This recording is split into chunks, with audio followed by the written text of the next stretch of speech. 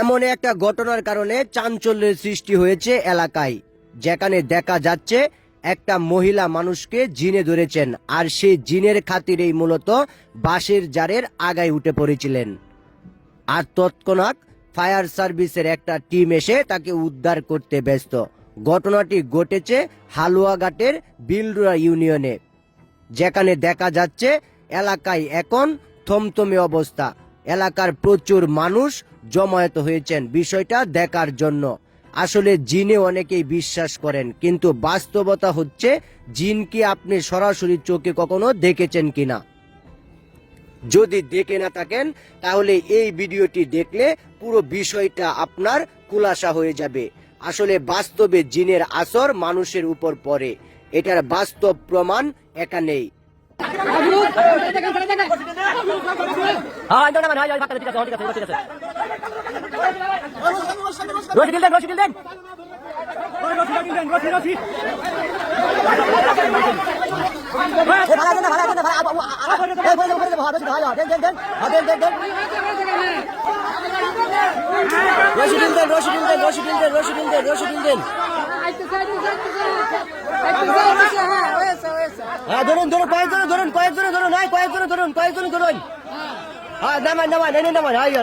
কারণ একজন মানুষকে যখন জিনে আসর করে, ঠিক সেই মুহূর্তটাতেই সে কোথা থেকে কোথায় চলে যায় সে নিজেও বুঝতে এবং জানতে পারে না।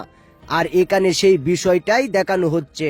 বাস্তবতা এটাই, জিনে যদি কাউকে ধরে তাহলে সেখানে তার কোনো অস্তিত্ব থাকে না, তার যে স্বাভাবিক জ্ঞান সেটাও থাকে না। আর সেটার বাস্তব প্রমাণই এখানে। ফায়ার সার্ভিসের একটা টিম অনেক চেষ্টার পর উদ্ধার করেছেন মেয়েটিকে, কিন্তু মেয়েটির অবস্থা নাজেহাল। আর এই বিষয়টি এখন প্রকাশ্যে।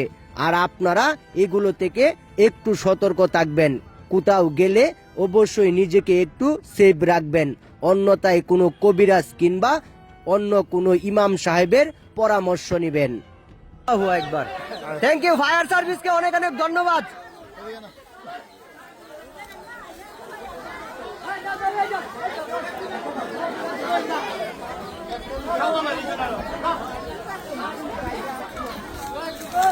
আসলে আপনারা কতক্ষণ যাবত এটা আসলে করতেছিলেন?